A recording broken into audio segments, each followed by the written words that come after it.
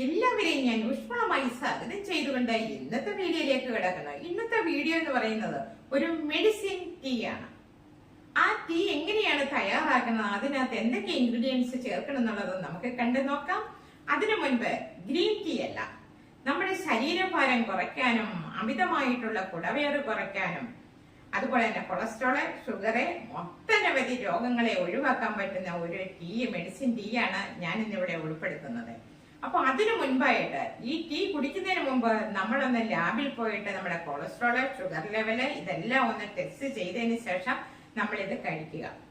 എന്താന്ന് വെച്ചാൽ നമ്മൾ ഈ മെഡിസിൻ ടീ കഴിക്കുമ്പോൾ എത്രമാത്രം അതിന്റെ കൊളസ്ട്രോൾ ലെവല്, ഷുഗർ ലെവലൊക്കെ കുറഞ്ഞെന്നുള്ളത് നമുക്ക് അറിയാൻ കഴിയും.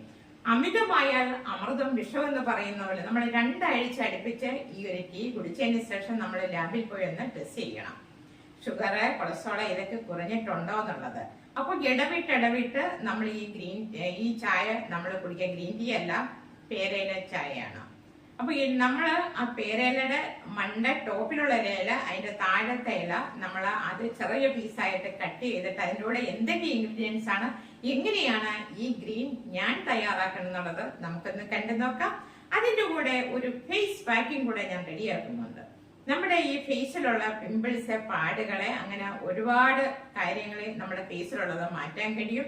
ഒറ്റ ദിവസം കൊണ്ടല്ല, കുറേ പ്രാവശ്യം നമ്മൾ അപ്ലൈ ചെയ്യണം. ഒരു പ്രാവശ്യം കൊണ്ട് അപ്ലൈ ചെയ്തെന്ന് വിചാരിച്ച് യാതൊരു കുറവുകളും ഉണ്ടാവില്ല. എന്നിരുന്നാലും അതൊന്ന് അപ്ലൈ ചെയ്യുമ്പോൾ ചെറിയൊരു വ്യത്യാസം നമ്മുടെ ഫേസിലുണ്ടാകും. അപ്പോൾ oil skin, normal skin, dry skin ഇതൊക്കെ മനസ്സിലാക്കിയിട്ട് വേണം അതിനകത്തുള്ള ഇൻഗ്രീഡിയൻസ് നമ്മൾ ഉൾപ്പെടുത്താൻ. ഓയിൽ സ്കിന്നാണെങ്കിൽ ലെമൺ ജ്യൂസ് ചേർക്കാം, പിന്നെ ഡ്രൈ സ്കിന്നാണെങ്കിൽ ലെമൺ ജ്യൂസ് ചേർക്കരുത്. അപ്പൊ നമുക്ക് അത് എങ്ങനെയാണ് തയ്യാറാക്കണം എന്നുള്ളത് നമുക്കൊന്ന് കണ്ടു നോക്കിയാലോ. ഓക്കെ, വരും. ഏറ്റവും നമ്മൾ കിളുത്ത് വരുന്നതിൻ്റെ ആ എൻഡ് ഭാഗത്തെ ഇത്ര ഇലയാണ്. ഇതിൻ്റെ മണ്ടയ്ക്കുള്ള പിഞ്ചില അല്ല, അതിന് താഴോട്ടുള്ള ഇത്ര ഇല എടുത്തിട്ടുണ്ട്. നമുക്കപ്പോൾ ടീ എങ്ങനെയാണ് ഉണ്ടാക്കണം എന്നുള്ളത് നമുക്ക് കണ്ടു നോക്കാം. അപ്പോൾ ഇത് ഞാൻ ചെറിയ പീസായിട്ട് കട്ട് ചെയ്തെടുത്തിട്ട് വരട്ടെ. ഇഞ്ചി, ചുക്ക്, 2 ഏലക്ക, ഇനി ബാക്കി വേറെ കുറേ സാധനങ്ങളുണ്ട്. അപ്പോൾ അതെല്ലാം കൂടെ ഞാൻ ഇത് ഏതായാലും 2 ഗ്ലാസ് വെള്ളം വെച്ച് നല്ലതുപോലെ തിളപ്പിച്ചെടുക്കട്ടെ. ഓക്കെ, 1 ഗ്ലാസ് വെള്ളം വെച്ചെന്ന് വെച്ചാൽ 1 ഗ്ലാസ് വെന്ത് വറ്റണം, ബാക്കി 2 ഗ്ലാസ് വെള്ളം നമുക്ക് ടീക്ക് വേണ്ടി. ഓക്കെ, നല്ലതുപോലെ വെട്ടിത്തിളച്ചു. ഇത് നല്ലതുപോലെ വെട്ടിത്തിളച്ചിട്ടുണ്ട്. അപ്പം അതിലേക്ക് ഇഞ്ചി, ഏലക്ക, ചുക്കും കൂടെ ഇടിച്ചതിടുകയാണ്, ചതച്ച് വെച്ചത്. ഇനി ഇത് നല്ലതുപോലെ വെട്ടിത്തിളച്ച് വരട്ടെ. വെട്ടിത്തിളച്ച് നന്നായിട്ടൊന്ന് വറ്റണം. ഓക്കെ, എന്നിട്ട് തിരിച്ചു വരാം. ഈ ഒരു കളറിലാണ് കിട്ടിയിരിക്കുന്നത്. ഒരല്പവും കൂടെ ഒന്ന് അതിന് ശേഷം ഇത് ഞാൻ അരിച്ച് നെറ്റിൽ വെച്ച് അരിച്ചെടുത്തതിന് ശേഷം തിരിച്ചു വരാം. ബാക്കി ഇനി എന്താണ് ഇതിനകത്ത് കരിപ്പട്ടി ചേർക്കാൻ പറ്റും, പക്ഷെ എൻ്റെ കരിപ്പട്ടി ഇരിക്കുന്ന ഇച്ചിരി പഴകിയതാണ്. അപ്പോൾ അതിന് ഒത്തിരി അലുത്തലുത്തൊക്കെ ഇരിക്കുന്നു, അപ്പോൾ അതെനിക്ക് പറ്റുന്നില്ല. അതുകൊണ്ട് ഞാൻ മറ്റുള്ള സാധനങ്ങൾ ചേർക്കാം. ഇതിനെന്തായാലും കരിപ്പട്ടിയില്ല. ഇത് തണുത്തതിന് ശേഷം ഞാനിത് ഒരല്പം ഒരു 2 മിനിറ്റ് കൂടി വെച്ചതിന് ശേഷം ഗ്യാസ് ഓഫ് ചെയ്തു. ഗ്യാസ് ഓഫ് ചെയ്തതിന് ശേഷം ഒരു ചെറു ചൂടോടെ എടുക്കാം. ഓക്കെ, എന്നിട്ട് തിരിച്ചു വരാം. അപ്പോൾ അതിന് വേണ്ട ഇൻഗ്രീഡിയൻസ് എന്തൊക്കെയാണെന്ന് നമുക്കൊന്ന് കണ്ടു നോക്കിയാലോ. അപ്പോൾ ഇത് ഞാൻ കസ്തൂരി മഞ്ഞളാണ് ഇവിടെ ഉണ്ടായിരുന്നു, അത് ഞാൻ കട്ട് ചെയ്ത് വെച്ചു. ഇത് പേരയിലയാണ്, ഇത് വെള്ളരിക്കയാണ്, ഇത് തൈര്.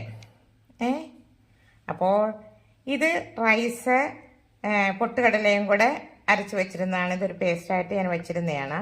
അപ്പോൾ ഇത് ഇത്രയും കൂടെ പേരയില ചെറിയ പീസായിട്ട് കട്ട് ചെയ്തിട്ട് മിക്സിയിലിട്ട് ഇടണം. എന്നിട്ട് വെള്ളരിക്ക ഇത് ഇത്രയും കൂടെ മിക്സിയിൽ ജാറിലിട്ട് നന്നായിട്ടൊന്ന് അരച്ച് പേസ്റ്റ് രൂപത്തിലാക്കിക്കൊണ്ട് തിരിച്ചു വരാം. Okay, പേരയില cut ചെയ്തിട്ടിട്ടുണ്ട്. പേരയില ഇതാ കട്ട് ചെയ്ത് ഇതിനകത്ത് ഇട്ടിരിക്കുന്നു. ഇത് റൈസും പൊട്ടുകടലയും കൂടെ പേസ്റ്റാക്കി വെച്ചിരുന്നതാണ്. ഇത് കസ്തൂരി മഞ്ഞൾ. ഇനി ഇതിലേക്ക് വെള്ളരിക്ക ഇടുന്നു.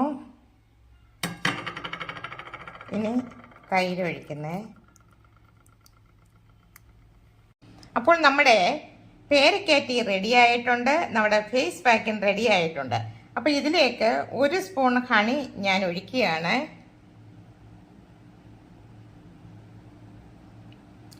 ഹണിക്ക് പകരം കരിപ്പട്ടിയാവാം. എൻ്റെ കരിപ്പട്ടി ഇരുന്നത് അല്പം പഴകിയതായിരുന്നു, കുറേ കാലമായത്. അതുകൊണ്ട് ഞാൻ എന്താ പറയുക, ഹണിയാണ് ഒഴിച്ചിരിക്കുന്നത്. ഹണി മിക്സ് ചെയ്യുകയാണ്. അപ്പോൾ ഇത് ഏത് സമയത്താണ് കഴിക്കേണ്ടതെന്നുള്ളത് പറയാം. വെറും വയറ്റിലാണ്, അതിരാവിലെയാണ് നമ്മൾ ഈ പേരയ്ക്ക ടീ കഴിക്കേണ്ടത്. അപ്പോൾ ഇത് കണ്ടല്ലോ ഇതെങ്ങനെയാണെന്നുള്ളത്.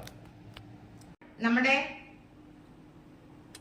മെഡിസിൻ ടീ റെഡി ആയിട്ടുണ്ട്, പേരയില ടീ റെഡി ആയിട്ടുണ്ട്. അപ്പൊ ഇതിനകത്ത് ഹണിയാണ് ഞാനിപ്പോൾ ഉൾപ്പെടുത്തിയിരിക്കുന്നത്. ഇതിന്റെ കൂടെ ലെമൺ ജ്യൂസും കൂടെ ചേർക്കാം. എല്ലാം ഇടവിട്ടൊക്കെ ഉള്ള ദിവസങ്ങളിൽ ചേർക്കണം.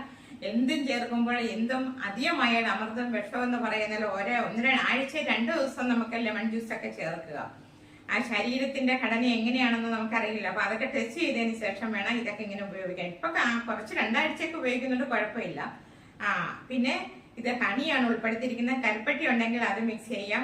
ഓക്കെ, ഇതിന്റെ കൂടെ നല്ല മഞ്ഞൾപ്പൊടി ഉണ്ടെങ്കിൽ അത് മിക്സ് ചെയ്ത്, ഇതൊക്കെ ഇടവിട്ടിട്ടുള്ള ദിവസങ്ങളിൽ ഇതിനകത്ത് മിക്സ് ചെയ്ത് അതിരാവിലെ വെറും വയറ്റിൽ ഇത് കുടിക്കുക. കുടിച്ചതിന് ശേഷം മറ്റുള്ള ഭക്ഷണങ്ങളൊക്കെ നമുക്ക് കഴിക്കാം.